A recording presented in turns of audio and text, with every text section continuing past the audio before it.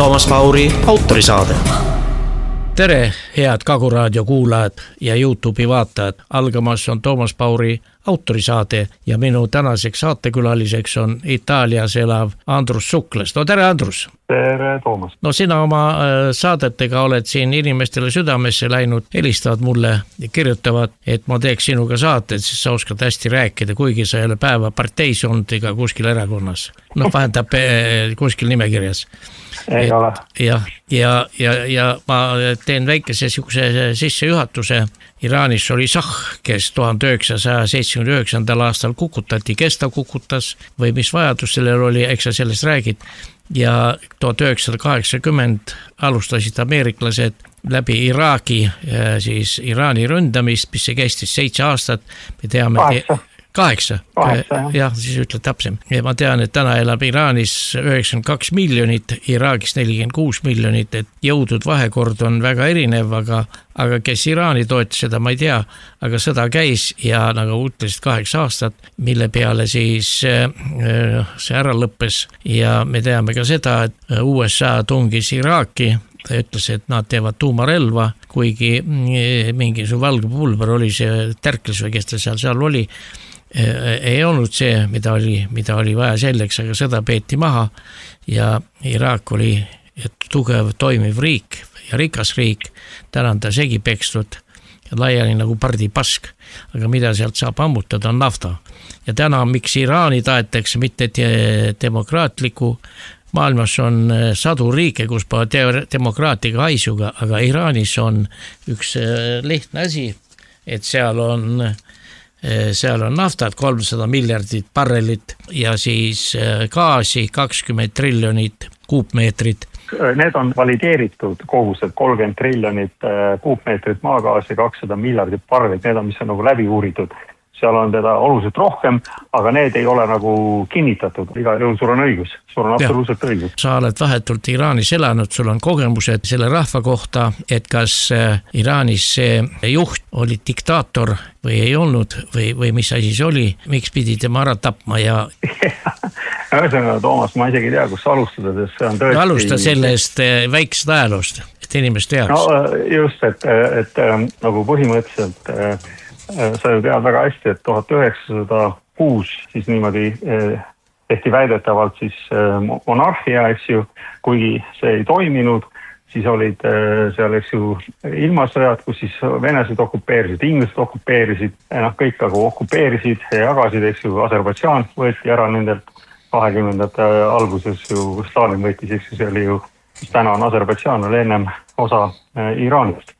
Kogu see turmoil oli ära ja pärast sõda siis hakkas nagu rahulik aeg ja valiti siis demokraatlikult president ja president siis hakkas oma rahvast hoolitsema. Aga seal oli suur probleem, kuna olid need britid olid siis, eks ju, nagu alati maailma vallutajad tollel ajal, eks ju, eelmise sajandi alguses ja üle-eelmise sajandi kestel olid siis igale poole oma rasvased näpud vahele ajanud.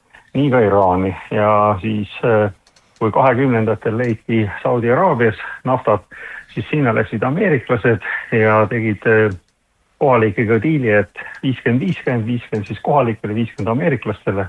Britid läksid ja Iraani ja tegid diili, et 10% iraanlastele, 90% siis brittidele. See oli eriti demokraatlik. No ei vaata täna ju meie eestlased käisid Ilmar Raag, kes siin suur ekspert on Aafrikas jahistamas koos Prantsuse kontingentiga ja sama ju ega prantslased olid Aafrikas, inglased olid ka Aafrikas, aga ka ütleme siis West sellest lääne-idas või kuidas seda nüüd ei kutsuta enam Middle East kesk-ida. Eks ju, või kesklääneks kutsutakse siis seda. Eks siis, et kõik see, mis on täna Iisrael, eks ju, Iraan, Iraak, Süüria, kogu see, et Palestiina oli ju nii prantslaste kui inglaste kontrolli all. Inglaste kontrolli all oli siis suurem osa siis Iraanist ja nemad pumpasid seal nafta. Ja siis, kui see president läks ütles, et kuule, et mu ka inimesed olite, et teeme nagu ameeriklased teevad 50-50 ja teeme pooleks, siis inglased ülbid ütlesid, et mine puhka jalga. Ja siis selle peale president ütles, et okei, ja natsionaliseeris kõik ära.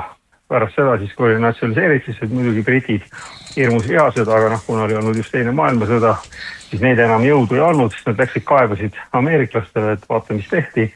Ja siis oli siis selline mees nagu Kermit Roosevelt, kes oli siis Theodore Roosevelt, kes oli Ameerika president seal 1910 või mis ta oli. Tema pojapoeg siis oli selle operatsiooni juht ja siis sunniti siis peaminister lahkuma ja pandi asemele Plehavi, siis Mohammed Plehavi, kes on üldiselt kasah üldse. Et siis, et aru saada, et Iraan on väga multikultuurne riik, ja siis seal on pärslased, seal on aserid, seal on balutsid, seal on kurdid, seal on kasahid, seal on armeenlased, seal on kõik, eks ju, aga nad identifitseerivad ennast kui iraanlastena. Ja ka viimane, ütleme siis kohe ära kuulajatele, et viimane ajatolla, Grand Ajatolla, kes siis ära tapeti siin paar päeva tagasi, tema oli üldse aseri, ehk siis aserbaidžaanlane või aseri. Et selles mõttes nad kõik identifitseerivad ennast iraanlastena. Ja see oli muidugi, kuidas sa ikka siis rahvast ohjus hoiad, ta muidugi tegi palju ka head, ega seda ei saa öelda, ei olnud üdini halb, et ta ikkagi tahtis lääne moodi elada, aga nagu meil siin maapiirkonnas on nii-öelda EKRE toetajad ja sellised, mitte palju koolis käinud inimesed või mitte üldse halvas mõttes, et Põlva on tore koht ja ma ise olen Uduveres, kui ma ise olen, et ma olen ka maapoiss. Eks siis, aga et Iraanis on nagu rohkem selline konservatiivsem maa, ega neile see Sahi selline suur vabadus ei meeldinud. Vähe ka sellest, eks ju ta korraldas neid ekstravagantseid üritusi igasuguseid ja rahvas ikkagi ei elanud mitte nii hästi, kui nad ootasid. Ja selle peale hakkasid muidugi need mullad ja noored, just eriti üliõpilased nagu möllama ja 79. aastal siis toimus revolutsioon, mida jällegi kaasa aitasid ka päris palju prantslased, kuna siis Ali Khomeni tuli siis lennukiga Prantsusmaalt, ta oli Prantsusmaal eksiilis ja siis võitis siis võimu vaikselt üle ja siis ta 79 ründas ka kohe neid Ameerika saatkonda, üliõpilased ründasid. Ja seal on selles suhtes nagu tore, et nad Ameerika saatkond hakkas kohe paanis, et igasugused dokumente läbi selle shredder, mis on see, mis purust rebib neid aga jõudnud ära põletada, enne kui nad üle jooksid, siis need iraanlased üliõpilased siis kleepisid need kõik uuesti kokku, eks kõik need salased dokumendid, mis näitasid see luurekeskkonna tegevust Iraanis kõigile nagu avalikuks. See on terve raamat, pandi kokku, mis siis nagu iga iraanlane enam-vähem on lugenud, et millised sigadusi ameeriklased korda saatsid. Ja muidugi üks põhjus ka, miks nad seda tegid, ega siis ärme unusta seda, et ega see Iraani kõik ei olnud selle poolt, eks ju, et see mingid usuvennad tulevad ja hakkavad siin asju organiseerima. See oli ka päris selge vastuseis sellele ja mis oli nagu halb, muidugi oli selline organisatsioon nagu Savak, ehk siis nagu meie noorusest või ajast teada KGB või siis meil siis Kapo või kes iganes, kes siis oli väga selline julm ja teisiti mõtleid tagakiusast. Ja eks neid inimesi, kes selle hammasrataste vahel oli päris palju. Ja nüüd, et milles oli nagu teema, et nad ei tahtnud eriti seda pantvangi raamat ära lõpetada, sest nagu igas ühiskonnas, kui sa seal palju virisesid, et sulle ei meeldi see või teine, mis usumehed teades öeldi, sa oled nagu Ameerika agent ja oli sul võimalus jälle siin ahistada ja elimineerida ühiskonnast. Ega see meie riigis täpselt sama, et sa tead, see Peterson või kes iganes seal olid, käisid ja kobisesid liiga palju, koristame ära, eks ju. Sama on seal, ega siis ärme nagu mingi usku seal, ma ei ole ammu enam näinud, mina ei ole seal kordagi näinud, kui ma seal käima hakkasin 26 aastat tagasi, siis see on täpselt nagu Nõukogude partei oli. Nemad mullad ajavad seal oma asja, inimesed ajavad oma asja ja üks ei torgi teist. Täna on nagu jõutud sinnamaale, nagu meil oli seal 80 aastate lõpus. Aga mis nüüd puutub siis sellesse, kui see ühiskond oli siis 79 revolutsioon toimunud, siis ameeriklased vaatasid, mida kuram teha. Ja siis nad tegid selle liigutuse, et nad arustasid Saddam Husseini, kuna tema oli luurekeskagentuuri asset, nende koostöötaja, arustasid Saddami keemia, Saksa kompanid saatsid keemia komponendid sinna, millest ta segas kokku, see mustard gas, sinepigaas ja muid asju ja alustas sõda siis Iraani vastu. Noh, ajendiks oli selline asi, et nende kahe piiri vahel oli siis jõgi ja see jõgi oli täpselt pooleks, et veega see on alati halvasti, et vesi on suur väärtus ja siis Saddam ütles, et ei, nüüd on see kõik minu oma, noh, iraanlased sellega muidugi nõustuda ei saanud ja läks madinaks, aga noh, Iraani probleem oli see, et oli toimunud revolutsioon, kes vähegi sõdida oskas, need olid kas siis kindralid olid plehku pannud koos varandusega, mis see sai, või need, kes Savakis töötasid, Inspiinis, need olid kinni pandud ja maha löödud, ehk siis, et sõjavägi oli täiesti nagu segaduses. Ja ega neil see sõda eriti hästi alguses ei läinud ja noh, relvastust neil muidugi polnud, kes siis, et probleeme oli hästi palju ja noh, siis nagu ameeriklased on ikka kahepalgelised, siis nemad müüsid relvi nii Saddamile kui ka iraanlastele.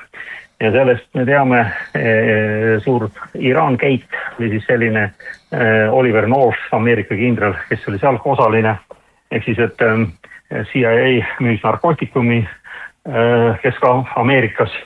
Narkootikumi rahadest osteti relvi ja saadeti Iraanile. No, see oli siis Ameerika ja sellest tuli suur skandaal, kes rohkem huvi tunneb, võib taipida sisse, et Oliver North ja Iraan Gate, see oli 80 aastate suur skandaal Ameerikas.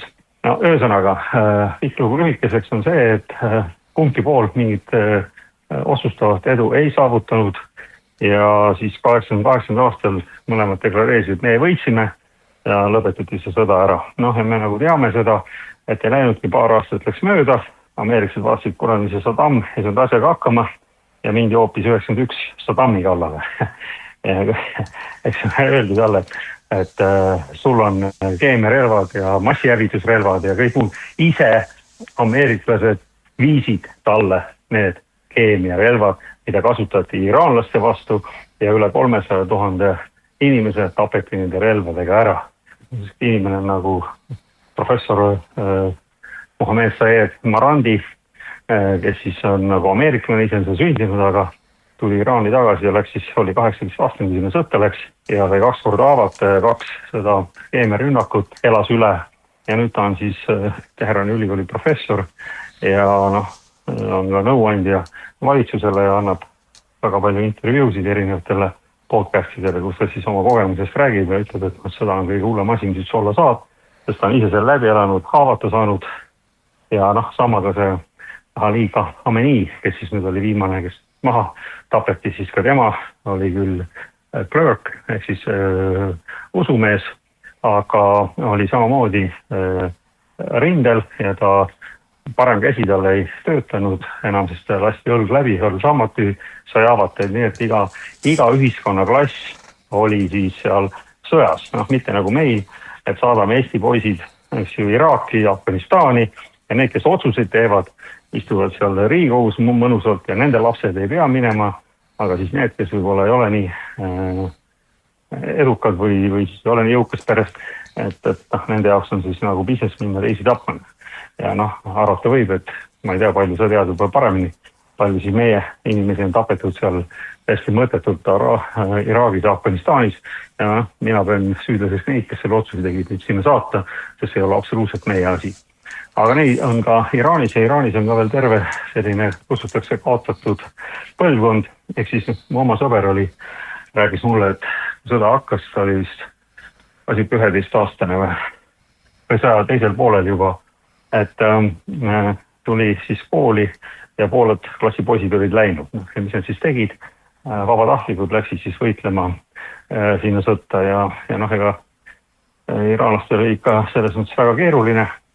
Ja siis Iraagi sõdurite memoaarid siin kirjas, et noh, nende jaoks oli kõige hullem see, kui su vastus on 15-16 aastased poisid, kes automaatidega täristavad ja tulistavad sinna, et iga normaalsel inimesel tekib sihuke tõrge, et nagu lapsed pihta lasta, nii ka neil.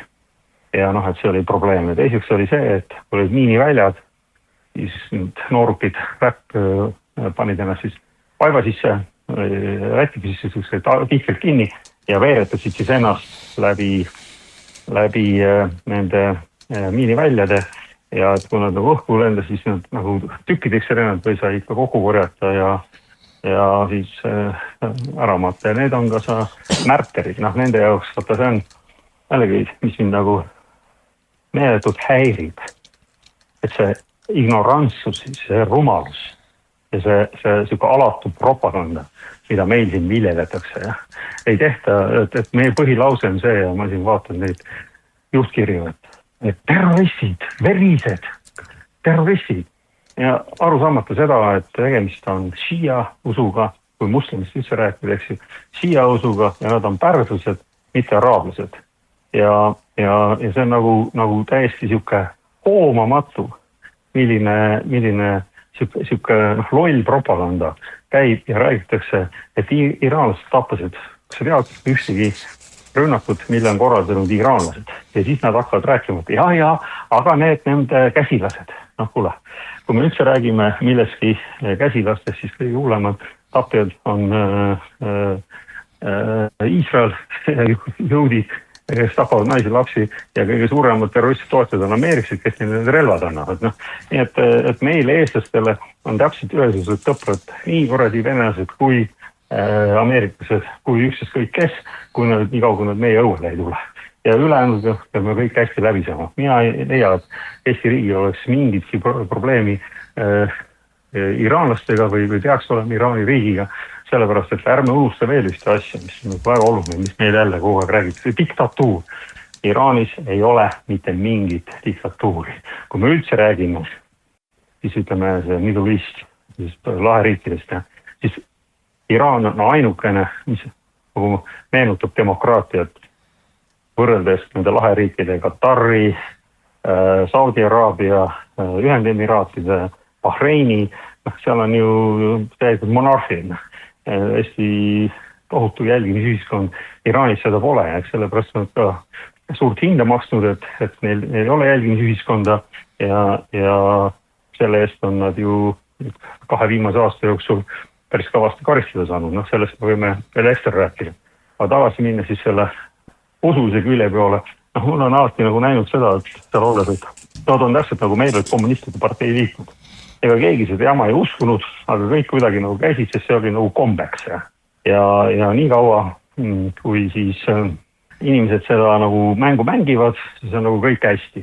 Ja lihtsalt öelda seda, et ikka inimesed saate aru, et seal on reaalne parlament, kus on naised, kus on juudid, kus on armeenlased, kus on kõikide rahvaste esindajad, peavad olema selle esindajad, seal on parlamendi esindajad, seal on president ja isegi see kõige kõrgem usuliider ei ütle niimoodi, et mina olen nagu Trump ütleb, mina olen nüüd kuningas, siin on küll kongress, aga mind ei huvita see. Seal on mingi vanemate kogu, ekspertide kogu, kes valib sellega olla ja temale jääb siis see viimane kaalutletud otsus, kas teeme nii või teeme naa. Ja lihtsalt veel korra, et see on täielik ignorantsus ja rumalus või siis täiesti siuke alatu propaganda, et rääkida, seal on tegemist diktatuuri või veriste inimestega. Sa tead, et nende konstitutsioonist on konstitutsiooniline riik, see on konstitutsioon ja konstitutsioonis on kirjas, et sa pead aitama neid, kes on nõrgemad sinust, kes on rünnaku all, mis nad toetavad, miks juudid ja ameeriklased kallal läksid. See on viimane riik, kes toetab palestiinlasi. Ja muidugi huudid veel, eks ju, et see on nende konstitutsioonis kirjas, et ükskõik on see palestiinlane, on see eestlane, saad aru, Lõuna-Aafrika Vabariik, kuhu läks Nelson Mandela, kuhu läks, ta läks Iraani, ta oli seal, ütles, et ta on nii tänulik selle toetuse ja selle eest, mis iraanlased, Iraani riik tegi Lõuna-Aafrika Vabariigi Nelson Mandelale.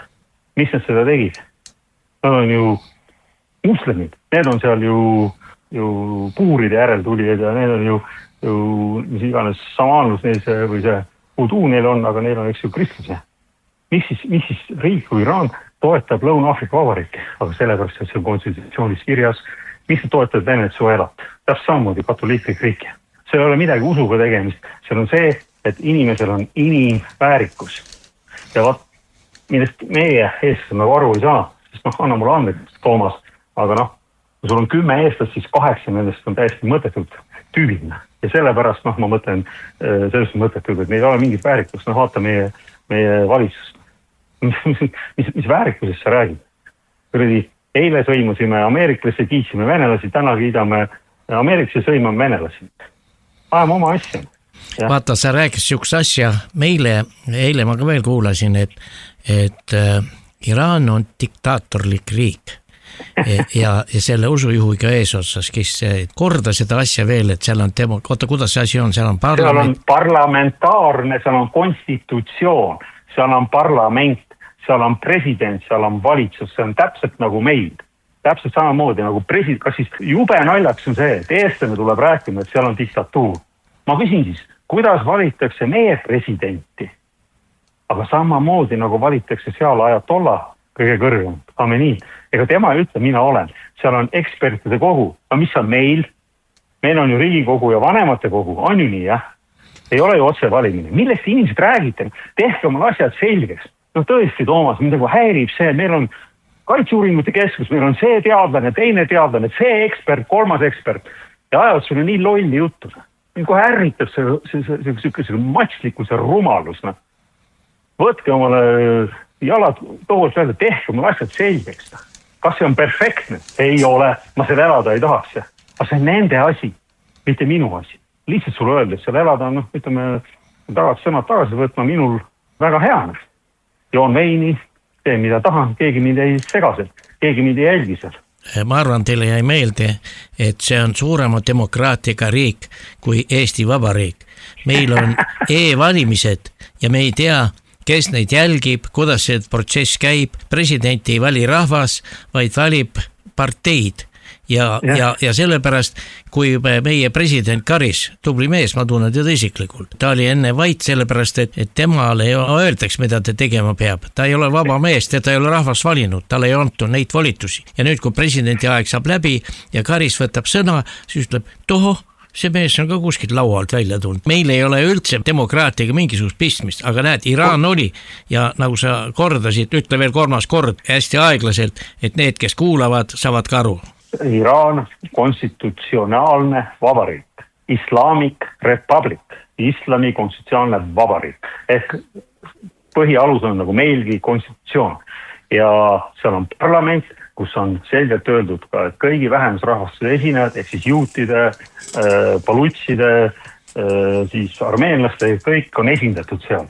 Ja seal on oma president, kes siis juhib valitsust. Ja siis on kõrgem usujuht, kellele jääb siis, kui asjad on kaalutleda, siis jääb viimane otsus. Ja ma ütlen seda öelda, väga veeti ütlesid, Toomas, ma ei oska öelda, kas ta on suurema demokraatiaga riik, aga igal juhul, kui meil on täna valitsuse reiting 14%, ehk siis 86% ei taha seda valitsust, ja mille pärast see Mahel ja Pevkur ja ma ei tea, kes seal kõik ligid ja tüübid, kõik muud kui lammutavad, jah. Omal pole ka, et reitingut või approval, inimesed ei ole rahu sellega.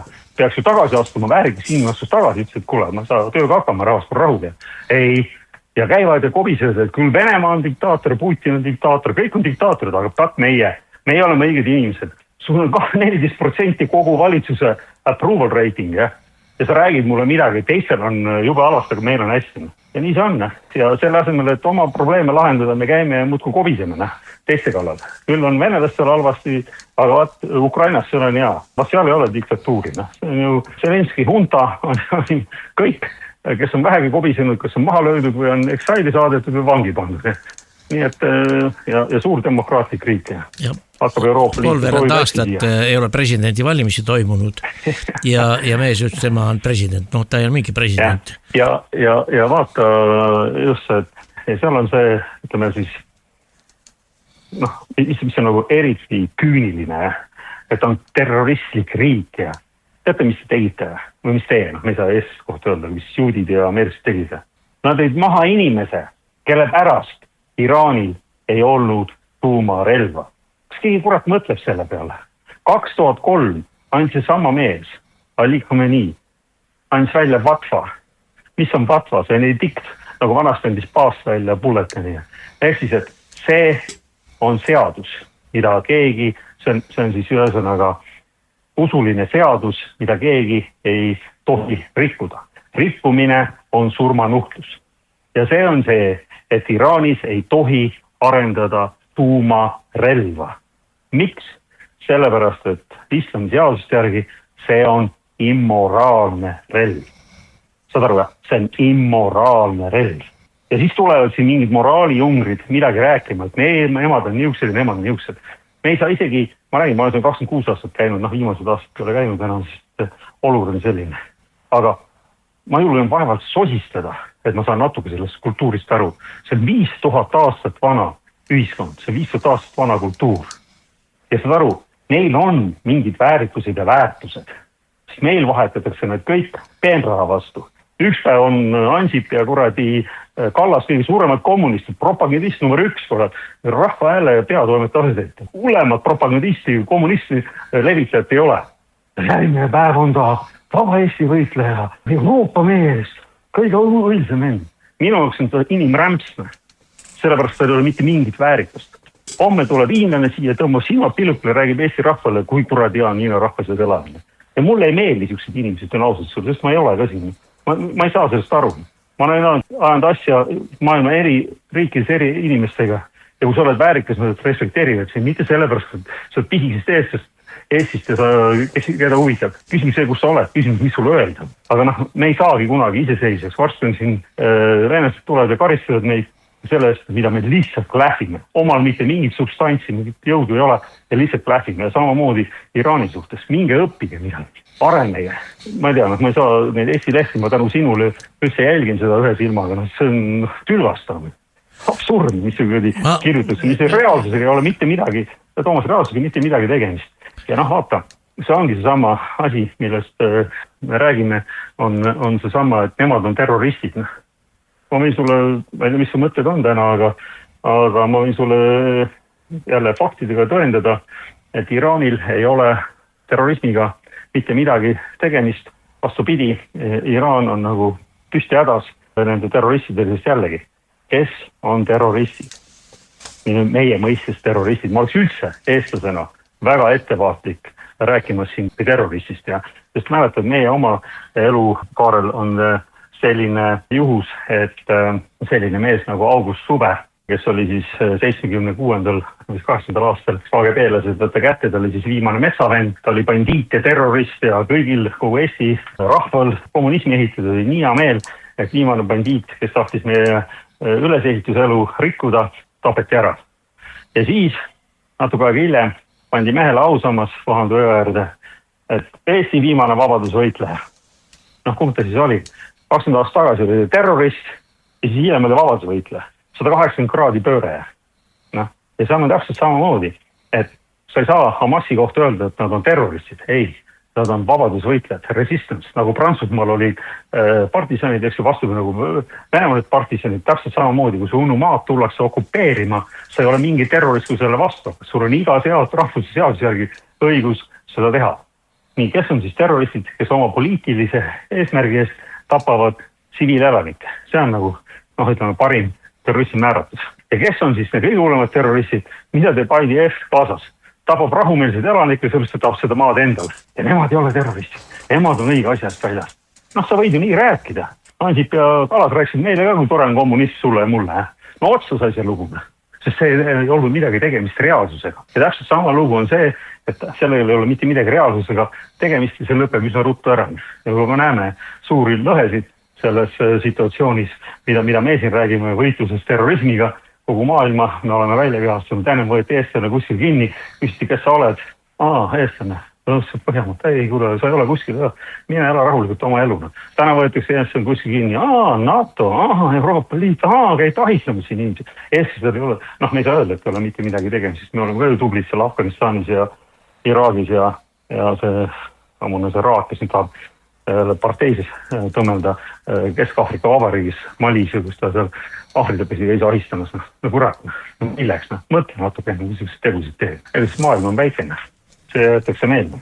Alles käisid Iraani ka läbirääkimised USA-ga ja Trump 2 päeva varem teatas, me liigume päris jõudselt edasi, aga siiski ma jätan õhku, aga tähendab kõik, see oli mäng Iraani uinutamiseks minu arvates, et siis talle see kolakas anda, siis ma räägin, et see 200 miljardit barrelit naftat ja kuupmeetrit seda maagaasi, see on see, mida on vaja hädasti vaja. Sellepärast ja mitte mingisugune, nagu sa juba siin põhjendas, ma sain aru, et Iraan oli demokraatlik riik otsast lõpuni. See, et neil on oma usujuht, igal riigil võib olla ja seda ei keela keegi, aga meil kuidagi võimendas ja teisiti, et need läbirääkimised olid tegelikult puru silma ajamine. Absoluutselt ja sellest me räägime veel, sul on õigus, on maavarad pluss veel Hiina situatsioon, aga ma tahan sulle veel ühe Eesti rahvale rääkida jälle ühe reaalse asja, näiteks minu ühe sõpradest ema kuulus siis Teheranis naistegruppi, kes siis käisid koos ja tegid ettepanekuid, kuidas naiste ja kodupereneste elu paremaks muuta. Täiesti rohujuure tasemel demokraatlik asi, see läks siis kohaliku konsulisist, ta läks kuni siis sama, nagu meil on Riigikogu, seal läks parlamendi juurde välja. Aru nii, et keegi ütleb, et seal ei ole demokraatiat, see ei ole see demokraatia võib-olla, mis meile meeldiks, jah. Aga kui võrrelda seda keskkonda, kus nad on, siis nad on selgelt kõige demokraatlikum riik. Ja veel korra, ma nagu oleks väga ettevaatlik selle meie demokraatia pasundamisega, sest nagu sa ise väga tabavalt välja tõid ja nagu me ju täpselt teame, et on täpselt demokraatiat nii palju, kui eelmine president Kersti paneb pusa selga, et sõna on vaba. Ehk siis tema sõna on vaba, aga minu sõna ei ole vaba. Kui siis keegi teine ütles mingi sõna, mis neile ei meeldi, siis öeldakse, sa oled putinist, panem su kinni 14 aastat, 16 aastat, ma ei tea kui palju. Ja siis see on demokraatia. Minu jaoks ei ole demokraatia, sa võid ju nii öelda, aga jällegi reaalsusega ei ole mitte midagi pistmist. Aga tagasi tulles sinu teema juurde selle peale, et jah, sul on absoluutselt õigus ja vaata, paned tähele, see ei ole mitte esimene kord, vaid see on teine kord, kui ameeriklased juba nii teevad. Ja mis sa arvad, kas siis Putin nagu võtab enam ühte asja, nagu mida ameeriklased ütlevad, nagu face value või ütleme nagu reaalsus, sest nad ju kõik ju näevad, et ameeriklastega ei ole mõtet ja midagi asja ajada, sellepärast et nad on lihtsalt petised ja valetajad. Ja nagu ütles Ameerika sõjakurjategija doktor Henry Kissinger, ütles, et olla Ameerika vaenlane on väga halb asi, aga olla Ameerika sõber on surmav. Ja ma tahaksin Eesti eliidilis nagu seda vägagi meelde tuletada, et lõpetage nüüd ameeriklaste taguotsa lakkumine, see toob meile ainult hädakaela, sest nemad ei ole meist absoluutselt sooja ega külma. Ja just, et see ütles väga õieti, et vaata, Trump kiljus, et ta läks nii hästi selle sõjaga, et nad on juba aheed nagu ette rutanud just sellega, kui palju on neid nii-öelda tippjuhte või juhte ära tapetud. Ja mis ta sai seda öelda, oli see, et jällegi iraanlased ka nagu mina leian, et see näitabki nende natuuri. Nad on nendega nagu midagi kokku lepi, eriti ütleme siis selle nii-öelda valitseva klassi, kes seal on, mis meil on arusaamad, seal on 4 klassi inimesi ja väga, väga selgelt, eks sul on nagu nii-öelda maaomanikud ja aristokraadid, siis on sul mullad ja siis need sinovnikud või ametnikud ja siis on sul basaarid ja siis on see nii-öelda tänava riffräht, jah. Aga kui sa oled nagu selle nii-öelda aristokraadiga midagi kokku leppinud, siis see kokkulepe peab. Basaariga ja mitte alati, jah. See on nagu, ütleme siis kaupmehega, jah. See võib muutuda ajas. Küll aga, kui sa oled, ütleme, siis nii-öelda Iraani nii-öelda eliidiga kokku leppinud, see peab. Ja nad võtavad, juba naljaks, nad võtavad sind samamoodi. Ehk siis ameeriklastega, kui nad lepivad kokku, sa saad aru teist korda, eelmine kord, siis 25. aasta juunis läks neljapäeva õhtul, see pidi olema siis 12. juunil, läks pea läbi rääkima rahvustelevisiooni ja ütles, inimesed, magage rahulikult, meil on kõik kokku lepitud, 16. esmaspäeval lähme lööme diili lukku, meil on kõik kokkulepped saavutatud. Ja mis juhtus 13. juulil, reede hommikul, mis on nende pühapäev, lendasid droonid ja tapeti nii tema kui ka korradi hunnik teadlasi, rünnati Khamenei, rünnati presidenti, rünnati kõik taheti maha tappa. Ja paljud tapetigi. Teadlased tapeti ära. Ja kus teadlased tapeti, ei teadnud, kus nad on. Teati ainult seda, et ta elab selles hoones, kus on, ma ei tea, 3 korrust, terve hoone lasti maa tasa. Kõik tapeti ära, naised, lapsed, kõik. Ja kuidas nad seda teadsid? Sellepärast, et nüüd tuleb see kõik välja. Iraan on rohkem kui 5 miljonit afgaani põgenikku. Aga seal ei ole niimoodi nagu on Eestis, mis on tõesti jällegi miinus ja see on ka selgelt, mille pärast on see miinus, on see, et nad on olnud sanktsioonide all 47 aastat ja lihtsalt pole seda võimekust, need, kes refugiid on, nad peavad nagu ise hakkama saama. Seal ei ole tükkas sotsiaalset networki nendele põgenikele, kui on oma inimestele, sest oma inimeste eest on hoolt võetud. Ja neil on kõigil see, nagu meil on see tervisekassa, kindlustused, palgad, mis ja palju sa maksta võid, palju sa tööd teha võid, see on väga täpselt reguleeritud. Ma nagu tean seda päris täpselt, sest ma olen neid dokumendiga tutvunud, mul neid vaja olnud. Ja et rääkida, et seal on mingisugune tohutu orjatöö ja kõik, see on jälle absoluutne propaganda. Aga see selleks. Ja siis mis nüüd tegi Mossad ja need Ameerika luure keskagentuur, siis vaata, nemad ei suutnud ühtegi liidivenda nagu ära osta. Jällegi, ma ei saa öelda, et mitte kedagi ei saa ära osta, aga isegi kui neil on see vaesus ja neil on see raske elu, neil on see väärikus, ta lihtsalt ei lähe juudile ennast maha müüma. See lihtsalt on nii, juhtkonnas nad ei suutnud kedagi ära rääkida, nagu tehti, eks ju, Venezuelas. Seal läks $200 miljonit, osteti kõik see juhtkond seal ära ja siis mindi ja kuuvalgel ööl toodi Maduro ära, eks ju, keegi ühtegi Ameerika kopterit alla ei lasnud. Mitte sellest, et juve võimsad mehed olid, aga neil oli roheline teena, kõik oli kokku lepitud. Ja Iraanis nad seda teha ei suutnud. Küll aga, mis nad tegid, läksid andsid Afgaanile, et siin on €100, seisad siin maja juures ja vaatad, millal see kindral tuleb, kuhu ta läheb, mis ta rutiin on ja kui siis oli see nii-öelda see rünnak, siis ju need radarid purustati ära ja siis mul sõber rääkis, et televisioonis näidati Afgaani, et küsiti, miks sa siis selle trafo või elektri trafo nagu õhku lasid, need juhid andsid talle selle relva, ütles, aga ma sain sellest $200 ja elada oli vaja. Eks ju, et Afgaan teeb seda, aga näiteks ütleme, iraanlane seda väga ei tee, eriti eliit, ehk siis neil ei olnud informatsiooni selle kõrgema eestselle liikumise puhtul, mitte et keegi oleks seal olnud, siis spioon, vaid nad said siis need afgaanid ära kasutades, kes olid põgenikud ja nii nad siis neid ründas, aga nad ei teadnud ka, mis see korter on, eks ju, nad teadsid, seal on see maja, mis see teadlane elab ja ütleme, mis siis veel on suurem sõjakuritegu või üldse terrorism, kui sa tahad ühte teadlast ära tappa ja sa tapad terve majade rahulike elanike ära. Millest te mulle räägite? Tõesti, millest te mulle räägite? Ja siis tuleb mingisugune tõlmub teleksus, iraanlased on terroristid. Ma räägin sulle pärast, kui sa tahad, et mitu nii-öelda siis lääne inimest on iraanlased ära tapnud või terrorismiakti sooritanud ja ma ütlen, et ei ole mina leidnud mitte ühtegi seda küll, aga ma võin sulle öelda seda, need ei ole minu numbrid, aga ütlen sulle seda, et Ameerika välisministeeriumi ongi siis State Department ja siis aastane report on siis antud välja, eks ju, see on siis Patterns of Global Terrorism, et see oli siis 90-ndast kuni 2003. aastani, oli see, kutsuti siis Patterns of Global Terrorism, ehk siis mustrid, siis selle globaalse terrorismi mustrid, ja siis pärast seda 2000 kuni 2025. aasta 26. aprillil mitte võeti välja, siis oli see Country Report of Terrorism Activities, ehk siis, et terroristi aktiviteedid on siis. Ehk siis, et 90. aasta augustis kuni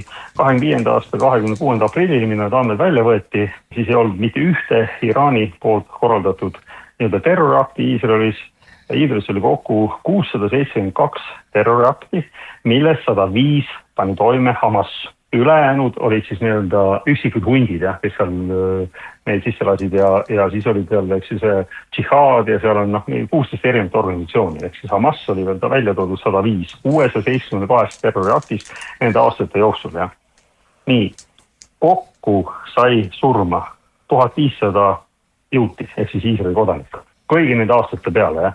Ja nagu me teame, Gazas see on nagu juudi selle armee suhtes siuke väga-väga kehva nädala vahetus, kui nad löövad 1500 palestiinlast maha, sest et nende oma numbritega on 2 aastaga, nad on tapnud üle 70 000, mida nad ise tunnistavad. Ja sa tead väga hästi, et juut ei tunnista väga, et ta tapab lapsi ja naisi, eks ju, niimoodi valimatult ja siis, et nad on sunnitud seda tunnistama. Reaalsed numbrid on hoopis suuremad, sest me ei tea isegi, kui palju neid on seal rusude all, keegi pole neid suutnud sealt välja tuua. Me ei tea, kui palju see on inimesi ära tapetud selle 2 aasta jooksul.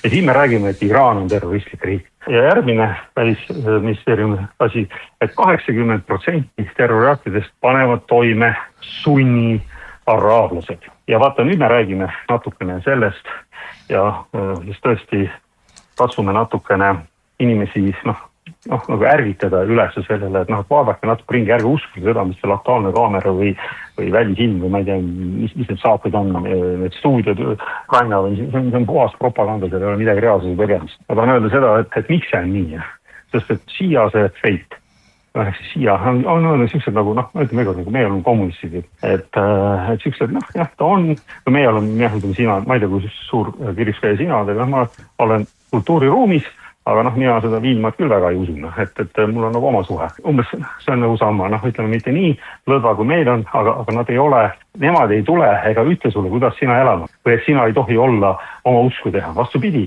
kus on kõige suurem sünagoog väljaspool Iisraeli? Teheranis. Ma loodan, et juudid seda õhku ei lase. Teate seda? Seal on sünagoog, kus käivad juudid koos. Suurim seal Iisraelist väljaspool. Seal on kristlastel, armeenlastel oma kirikud. Ma olen Thomas Veini armeenlaste tehtud seal. Kuigi alkohol on seal keelatud. Et kui sina oled keegi teine, siis sina võid elada oma elu, kuidas sina tahad. On see siis nagu õudne kuradi terror või? Meil siin näed, venelastel öeldakse, et ei hääleta ja ei tee seda. Ei, kõik need hääletavad, kõik need saavad valida, on parlamendis. Ja nemad on demokraatlik, nemad on teokraatlik. Aga meie oleme demokraatlik. Tõesti, mõelge enne, kui te sõnu välja loobid. Et tõesti, tuleb mul see jällegi meie noorus meelde. Võtsid rahva hääle ette ja niuke pask sealt tuli anna mulle andeks väljendis eest. Ja siis inimesed jumal tõsise näoga vaatavad sulle otse, kui sa seda ei usu. Viivad su kuradi hullumaja teevad süsti, et sa võid hull olema, kui sa ei usu nii õilset asja nagu Siim Kallas, mida rääkis, olles partei häälekandja peatoomik asetäitja. Tõesti. Vot, nemad ei sunni sulle seda peale, küll aga, kes on terroristid, on sunni araablased. Ja keda meie toetame läbi siis selle koalitsiooni, kus meie oleme? Meie toetame just sunni araablasi. See mees, kes on täna Süüria president, lõikas ennem päide osast ära. Ta on 3000 inimese tappises süüdistatud. Aga täna ta on ju president, kelle pani meie paika. Mida kirjutas 2012 Jake Sullivan? Hillary Clintonile. Al-Qaeda on meie poolt Süürias, läheb lahinguks. Ehk siis me teadlikult maksime raha. Ma veel ühes kiiresti ütlen sulle ära. MEK on siis Mujahideen on see organisatsioon, mis oli Ameerika terroristliku organisatsioonist, see on Iraagis. Ja kui nad said teada, et meie organisatsioon korraldab terrorakte Iraanis, sest nad on need nii-öelda Iraani araablased, siis kohe võeti nad luurekeskkonnale palgale, hakati raha maksma, et minge korraldage terroriakte Iraanis. Nii, kes oli Qasem Soleimani, kes võitles koos ameeriklastega, võitles koos nende sunni terroristide vastu. Ehk siis Iraansugust nagu ameeriklase nii-öelda partnerid olema. Aga nii kaua, kui oli vaja nende vastu võidelda, kõik oli hästi, aga pärast seda anti neile raha, minge nüüd ja tapke iraanlasi.